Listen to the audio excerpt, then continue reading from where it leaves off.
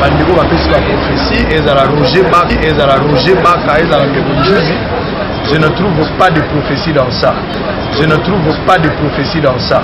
Et ceux qui ont fait cette prophétie 10 points, ceux qui 9 points salami moko salamité, c'est une fausse prophétie. C'est une fausse prophétie. Abisona to ko réfléchir même dans ngote to cancela mon ani pour la biso lisolo zali transition sans Kabila. Et si to fait ça kisi transition sans Kabila, Kabila a montré ses limites, il doit partir, il doit laisser le pays calme. Tous a besoin d'élections organisées la Kabila à terre. Il doit laisser le pays calme. Tous a besoin d'élections organisées la Kabila à terre.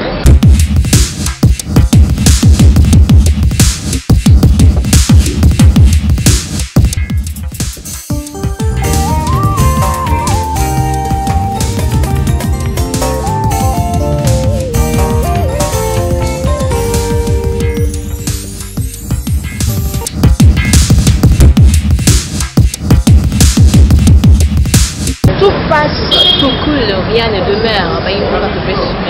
Beauté, la Maman Africa chez vous, à travers votre émission que vous mettons sur l'émission et ça vraiment analyse politique par rapport il y a Maïe pour les Kanamboka par rapport il y a actualité du jour, il y a Mboka Nabiso. C'est la raison pour laquelle Nathalie Peza micro.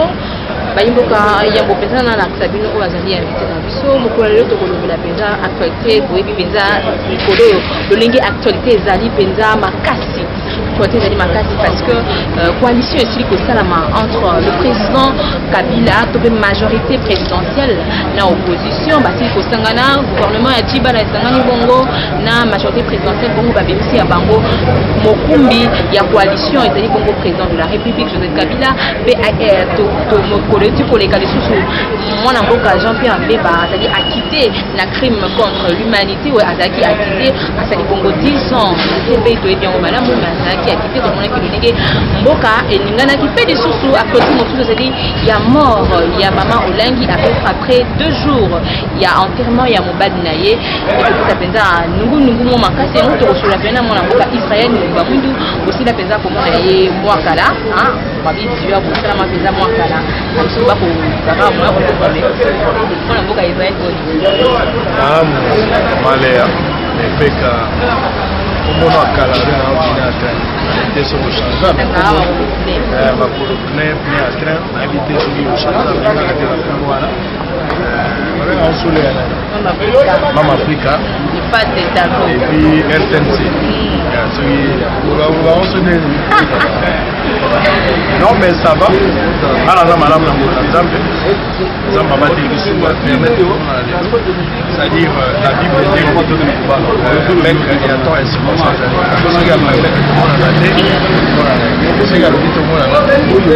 voilà à rendre la rencontre possible voilà pourquoi vous allez à Potoloba dès l'entrée du jeu n'a fait si bas à Poto et Bélé la diaspora même na Gabon na Namibie voilà na Windhoek et dans la Zambie Mama Fanny Boza et Bélé na Tunisie Jonathan Gossa na Otanga Binoté même mon conseiller personnel là on ne change pas l'équipe qui gagne c'est ma maman la réelle monde c'est grâce à cette équipe Tendawele et Bertrand Ndawele donc voilà là ma conseil particulier na bosani péter la rose verte na sazola na biso quelque part mbote na libota nyonso Clément Mbouya mama salanga na Londres un ami personnel à moi mais boza ebele na kotanga bakombo la binote la lingaka bino mingi bandeko nyonso ndeko Patrick en États-Unis zamba pambola bino nazala moi ba repli po nazala moi musala mo nazala osala boyebi que kimonganga o epesi biso tangi to sala manga mususu ya on a ça mais en même temps toujours s'occuper de la politique toujours on a de près toujours sensibiliser Batou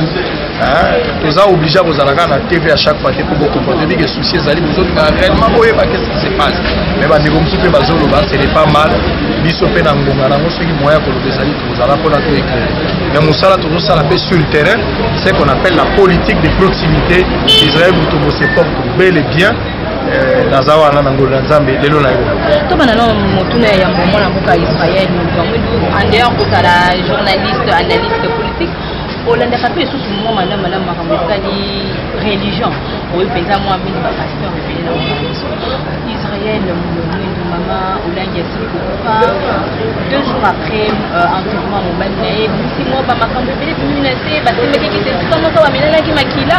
Et tant que serviteur de Dieu, en plus de l'autre côté tomoni évangéliste Roger Baka lolengi ataki déjà prophétie en plus pasteur Nzuza asaki apesaki déjà prophétie alobiki ete basala nzambe mingi nzambe akofrape bango bakokufa yo koloba nini na mort subito esili koleka okoki koloba mpenza nini?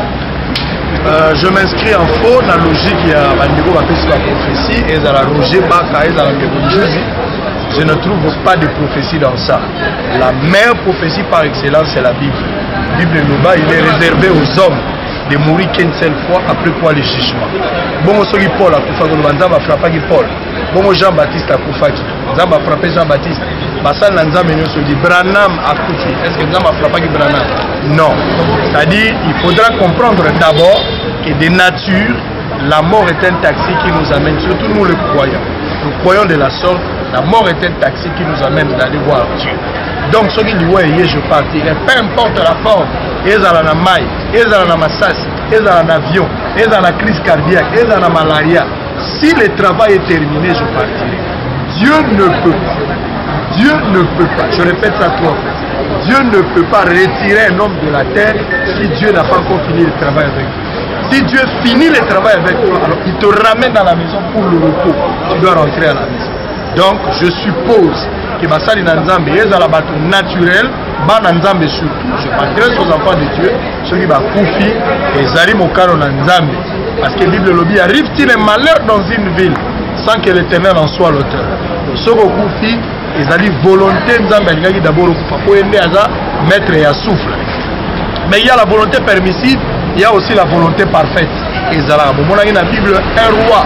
Oyo Nzamba lobaki na Isaïa ke ndeko bisa ye uziaske okokufa mais yetango yeba yeko biseka kokufa lobi te na ndibi kokufa te po ngai na sali malamu na Nzamba bandi bo rappeler Nzamba ke ko bisa nzai papa sima ko rappeler Nzamba bakiseli 15 ans o Nzamba pesa ke zali 15 ans ya malheur zali ya bonheur te parce que ce n'était pas la volonté parfaite, c'était la volonté permissive. Donc maman Olangi a Koufi n'a présenté d'abord ma condoléance. La famille a maman Olangi na papa Olangi bana batikali Nzamba Nzambe azali papa ya orphelin azali mari ya ba veuve lelo veuve pas accueilli donc bana d'abord baza vraiment choqué au prix la parents moko l'absence ya temps ane moko ça fait très mal donc toujours compatir na bandeko pour la likambo etali liwa ba orphelin baza koluka passe pour la biso kwa biso pe ba orphelin mais si ko contexte spirituel ya likambo ya liwa ya mama Olangi ngai na kokota te mama Olangi azali na milimo mabe otusi. C'est lui qui a le courage de dire les choses, il doit dire les choses pendant que les gens là sont vivants. Ok? Tant que Batora est vivant, pendant qu'il est vivant, je lui dis des choses. Ils sont vivants, je leur dis des choses. Le pasteur, le politicien, le peuple, et Bembeo Karate. Toutes les révélations qu'on a sur Maman Olangi et Tigali, discours stérile. J'aurais bien voulu que vivant Maman Olangi qu'on lui dise des choses en face. Mais quand même, le Roger Baka déjà fait cette qui prophétie avant Maman Olangi Kokofa. Non, il y a une précision, moi si je dis bien, moi ça Non. Ça dit, ça c'est une prophétie incertaine. La prophétie est Arabo. Prophétie, il faut faire la différence entre les dons de prophétie et le ministère prophétique. Le ministère prophétique fait partie des 5 ministères de Ephésiens 4 et 11. Mais les dons de prophétie, ils arrivent parmi les 9 dons spirituels. Oyo, Paul a expliqué qui. Ils ont des dons, il y a prophétie, il y a parler à langue, il y a connaissance, tout ça, il y en a 9. Alors, ça c'est une révélation d'une manière générale. Je peux en faire une prophétie. Donner des précisions, des tailles. Il s'appelle Maman Olangi, ou elle s'appelle Maman Olangi. Dans na telle période, Okokufa. Pour de telles raisons, Si vous allez à vous frapper, ainsi dit le Seigneur. Donnez des précisions par rapport à ça. Maman Olangi devait mourir pour quelle raison? Il n'a pas expliqué ça. Maman Olangi allait être frappée ou bien il fallait convertir. Parce que quand Dieu veut sauver quelqu'un, à quoi viser à 5 ans pour la monter, vous frappez. quel a été le message de Roger Baka? C'était que maman Olangi a bongo la moté, ma soeur Azaki na misala mabe, Nzamba pesa qui est délai, ceux qui a sali à monter Nzamba Roboma, Dieu n'a pas donné toutes ces précisions. La Bible est au monde à ma précision. Et ceux qui ont fait ces prophéties, 10 points. Ceux qui 9 points, salami moko et salamité, c'est une fausse prophétie. Il faut tout bon de la il faut analyser la prophétie de Roger Baka. Est-ce que cela est conforme à la parole de Dieu? Ceux qui sont allés en 99%, ceux qui ont moko et zangi, il faut chasser ça. Tu sais que moi, si mon la Bible, mon Paul Azoleka, avec la Paul, serviteur de Dieu, mais Paul a balouga tala et esprit de Python, avec la maudit mauvais. Est-ce que moi, si on a conseillé que Paul Azam mais non, c'était une confirmation. Mais il avait quelque chose à insinuer. Il y a Paul a balouga tali et a pas mis la milimo. Donc, je m'inscris en faux par rapport à cette prophétie. Maman Olangi est morte. Le roi la mobile a Koufi, maman Olangi a Koufi. Baïdi Nabala Bakoufa, Branham a Koufa. Quand Dieu finit le travail avec toi, tu dois rentrer. Paul aussi était mort. Paul, ouais, a payé maman Olangi. Il n'est pas Koufa. Donc, c'est tout à fait normal. Moi, je partirai. Ma diaspora, Bakoufa, Kabila, Bakoufa, Ben, Bakoufa. Tout le monde partira. Mais nous avons une promesse. Après la mort, avant que Jésus ne revienne, parce qu'il est parti nous préparer une place. Les morts en Christ, pas tout le monde. Les morts en Christ ressusciteront premièrement et ensuite nous le vivons. Nous serons transformés en un clin d'œil. Nous irons tous à la rencontre du Seigneur. Donc, Sikoyo, il faut à l'épouse du Seigneur pour promesse à résurrection et pour la biso épouse de Christ. Biso batolemi ni loba yantango. Biso batotondimi mosako. Toyebi que so Yesu alingi koya akotema likolo les morts en Christ bakozonga awa. Est-ce qu'il y a d'abord la précision que quand les morts en Christ vont revenir, vous allez à peu près 40 jours sur la terre. Est-ce que vous voyez ma moi? Les morts en Christ vont revenir, ils passeront 40 jours ici. Vous allez à âge varié entre 18 jusqu'à 22. Est-ce que vous avez dit? Il faut que nous delà du rideau. Donc d'abord les morts en Christ reviennent à la vie et puis nous les vivons transformés en un clé au sali encore nous allons à la rencontre pour voir notre roi. Donc c'est comme ça qu'il faut voir. Nous attendons la résurrection, c'est une promesse, c'est lui qui l'a prédit, il l'accomplira parce qu'il est Dieu.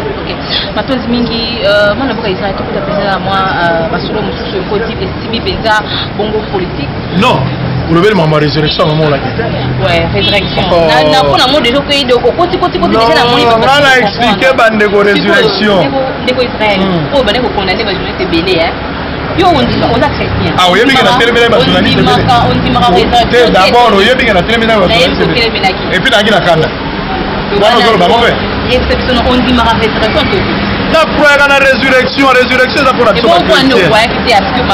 non, maman Olangi ne peut pas ressusciter dans le contexte de la d'abord, on dit que maman Olangi a Koufi, ils ont des problèmes dans la gravité. C'est normal.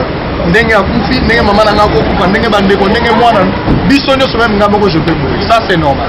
Dans le bien des gens, il est réservé aux hommes de mourir qu'une seule fois. Après quoi vient le jugement. Point final. Si vous avez quoi maman Olangi, lycée quoi ils allaient promesse. Dieu c'est un Dieu d'ordre. Il n'est pas Dieu de désordre. Dieu c'est un Dieu d'ordre. N'est-ce que vous allez en disant que contexte et puis la ordre. Quand la Bible est banda, tina n'est que vous allez batu oyoba sekwi bazongi na bomoi bazaka mibali ezali Jésus na Lazare. D'ailleurs na matière ya mabele ko bana na sa mabele Lazare a légué Jésus une expérience. Pour Lazare a bêta 4 jours na mabele, Jésus a bêta 3 jours. Mais la seule différence et l'on fait ça Jésus m'a connu c'est ça que Jésus a sekwi yemo pour poser na pouvoir et puis a sekwi si Lazare. Lazare a mis sekwi na ndenge na été. Jésus a légué Lazare na nyonso. Mais la sœur Mabélé, Lazare a passé 4 jours à courir au bimate. Jésus n'a pas mis ici. Mais Jésus est beaucoup mis de la même manière qu'il nous a promis. Yenda ko seku sabiso. Muta ko seku na ndenge na été. Yesu nda ko seku sabiso. Na Bible na pesio makambo ya Lazare na Jésus. Mais to li mutu mo na Bible le roi Dorcas. Aki mwasi mo malama. Mwasi na tango akufi bato ya quartier baleli mboka momba baleli toyebi bolama mwasi yo. Mwasi akokufa boete. Si makolela boyebi makambo salama na Bible. Basal la nzambe Pierre abondela nzambe azongisa bomoi azongisa molimo na kati ya nzoto akontinue lelo pe salama ndenge toza bo bobe na résurrection te leo ko kufa wa ba attaquer yo soit to kufia wa ngana ko goya na bondeli nzambe peut-être c'est l'ombre de la mort. Je chasse l'ombre de la mort. Si on a chassé l'ombre de la mort, on peut réclamer on peut parler d'une résurrection, mais c'est pas vraiment la résurrection proprement dit comme il faut imaginer. Quand est-ce qu'on peut parler de on parlait de la résurrection si on a intérêt que quand on a dit que résurrection le la Lazare résurrection Jésus résurrection mais Moutazala qui arrêt cardiaque Moutuna no bakundi eta uti bokufa molimo na ezo yenga bokoki ko réclamer d'autres zonga na ko régulier là on parlera pas de la résurrection on comprend ce que Zalaki quand maman on maman on comme il était c'est une fausse information ba journaliste criminel en communication des voyous journalistes qui ont eu le courage de témoigner que maman Olang est ressuscité. C'est faux. Maman Olang ne pouvait pas ressusciter parce que Paul n'est pas ressuscité encore. Abraham n'est pas ressuscité. Jean-Baptiste non plus. Même Branham n'est pas ressuscité. Aucune personne. Maman Olang ça c'est faux. Les amis émotionnels, les amis nostalgie à votre église. Malgré juste ça moi tonus ne mais en soi c'était pratiquement impossible même à ressusciter. C'est réellement la moi en Zambie. À Ozela, avant que Jésus ne descende, lorsque Jésus reviendra, tous nous allons nous transformer. On va mort en Christ, ils vont revenir. Seulement, il a service. Donc, les Kambouana, maman, on a c'est une fausse rumeur. Les amis, il y a le Kuta, Kinshasa, Otomona, maman, la photo. La période qui m'a dit Kinshasa, ils allaient rumeur, moi, ils sont tous au bord de l'île. Moi, je vais dire, les autres jours, là, tout est au bord de l'île. Et puis, ça a fait problème. Là, moi, mon place, tout est au bord de l'île. Donc, ne croyez pas ces histoires. Donc, Israël, de choses concernant Maïtali politique, donc, Israël, si vous avez suivi les révolutionnaires, on va aussi dans le gouvernement et à Tchibala, gouvernement, le premier ministre Tchibala va démissionner. Pensez-vous, à l'ère actuelle, on va poser la bonne organisation et élection, on va changer ce gouvernement? Non, mais d'abord le gouvernement, d'abord le gouvernement, le gouvernement va conférence. Le gouvernement va courager. Le gouvernement va mitou. Le gouvernement va mitou. Nous ne pouvons pas faire confiance à un tel gouvernement, c'est un gros maçon. Donc, Basenga va démissionner pour tout ça, c'est de la saleté de ce gouvernement. Ça ne nous sert absolument à rien. Il faut réfléchir même dans le pour la transition sans Kabila. Et si tu fais ça, transition sans Kabila. Kabila a montré ses limites. Il doit partir. Il doit laisser le pays. Quand tu as besoin d'élections organisées à Kabila. Ceux qui ont fait l'élection à Kabila, ils allaient pour accompagner Kabila à la présidence de la République. C'est se lancer dans un combat où le vainqueur est déjà connu. Élection sans Kabila. D'abord, on transite par une transition sans Kabila. On appelle ça 3 points majeurs. Pourquoi la transition? Parce que pendant la transition, il faut réparer l'appareil judiciaire. Pourquoi la transition? Il faut redonner la confiance au processus électoral. Les gens, la majorité, mais ils dirigent encore la CNI. Et puis, troisième, c'est la relance économique pour stabiliser le social et à peu près congolais. 3 points au sein de la transition. On appelle ça 3 personnes. Togogi Gocha, Noël Chani, Togocha Mosengo, bien Togocha Mukwege, Batumisa Toana, Topona Moko Bavanda, la transition va se lever. Et surtout que les gars, ben Baba Bibiboé, à côté de la transition, si ma transition, Togocha Liba, Batuno sur le président Babima, à ce moment-là qu'on pourra réfléchir. Mais tout réparer d'abord Baba. Donc, indépendamment, Nasuka, depuis Israël, coalition, c'est pour ça la majorité pour l'opposition de Moni Bongo, président Kabila, Azali, pour chapeauter Pesa, coalition. Aventure. Bobokola bankosi na ebisala bino babokola bankosi te suka suka kolio mukolo ndako omoni olenga nkosi omoni lisanga bonga omoni locataire Bruno Tshibala na ebisaka bino déjà locataire akoko ma premier ministre te ils ont compris que soki bazongi na opposition mutabu voter bango azate vome ba mikufela na bango na Egypte moye bakene na kana ezate ba mikufela na bango na Egypte sika bake suka na bango nde yangwana suka na bango yangwana biso tozoka ma comportement na bango te toyebaki kan voutement ekokota bakola lesika bake toyebaki yango déjà ils sont partis balakisi nature na bango même babazi lolongo nyonso baza na kati ya camp misusu pe batikali na opposition pour ba rejoindre lokola ba caméra pour bazonga Moïse Katumbi faut zonga et pas ba opposition pour tikala sans tâche ni risque ni rien de semblable. Ça c'est connu clair. Donc Kabila y a vos autorité morale, il y a plateforme, il y a mécanisme à part tricher. Il y a un réseau de l'élection parce que Boche Kabila autorité morale c'est là typique c'est Kabila comme la troisième mandat. Puis là c'est la troisième mandat alors Kabila aussi la troisième mandat. Troisième mandat Zali tant qui a zolo Kabila totondi on a été. Il y a un troisième mandat. Troisième mandat Zali tant ozoyo kamova sakani azakolo nani Shadara zoloba Kabila Zalaki Kabila Zali pe akosa. Il y a un troisième mandat. Troisième mandat Zali tant omoni batie pancarte bazakoloba Kabila notre seul candidat. Il y a un troisième mandat. Il faut lire entre les lignes. Donc ma jeune abangwana d'élection on n'en a pas besoin. Nous girons par la transition sans Kabila. Vous osez organiser une élection avec Kabila, c'est lancer dans un combat où le vainqueur est déjà connu, ça sera une grosse bêtise. Quand donnez-vous vraiment par rapport à tout ce que vous le bas, coalition et tout comme ça, pour s'attendre à ce que la population a ça la ligne? Parce que jusque-là, vous avez déjà pénétré à ma économie, vous avez rassuré la population et ma économie, vous avez apaisé, l'élection est ça la matière. Ce que l'élection est salami, les alliés pour Kabila Tigala dans le pouvoir. Peuple après l'élection, peuple yemoko azwa makamule na maboko. Congolais aza lokola mutu akufeli tata, mais mupayazo le la tata ko lekaye. Ça c'est grave.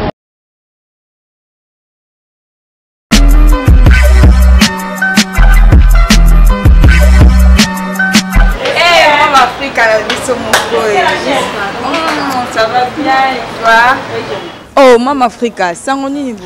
Oui, Sangoza Kakamoko, Congo Impact News. Neni Congo Impact News. Congo Impact News, chaîne YouTube, ils offrent ça d'informations en temps réel pour la diaspora congolaise, mais pour tout le monde, hein, au bazar, Congo, ils sont congolais, ils sont étrangers, on a nigérien, parce que ils sont c'est un bilingue, quoi, français, lingala, avec le temps, pourquoi pas l'anglais.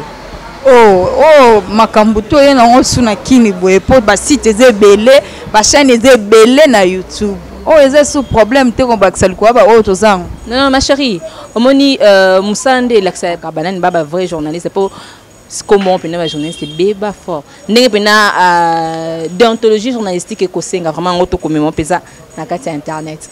Ozo sala musala to oye ko bongisa musala oyo kuti. Non. To bongsate to ka ko sala o ba aprena biso na ba classe bisika totanga niti ba news ni to bandozo po tant to ki déjà Congo Impact News. Bon, étant de journaliste donc toza chaîne moko généraliste, on a droit à suivre la politique de notre pays, le sport, loisirs, santé, économique, donc on va traiter toutes les informations. Donc Maman Africa lié et PK information nyonso au coca to ba seko pe bandoya libana. Non, Congo Impact News c'est une grande chaîne dans la vision néné et sur na YouTube, donc nous espérons avec le temps ceux qui soutient penza et comme ça on peut que comme relika na télévision na biso local awa pourquoi pas chaîne internationale, donc c'est vraiment une vision encore vaste. Donc monde ba Nollywood ndenge banana na ba YouTube et tout les gens tout monde on a ils comme pourquoi ba chaîne câblée, donc avec le temps CN et kende vraiment musika nous l'espérons. Amen. Banakini baimboka bato ya par-ci par là. Maman Africa ye aye na idéologie na ye ya Congo Impact News. N'hésitez pas, nous vous appelons de vous abonner massivement. Ah oui, sur Congo Impact News.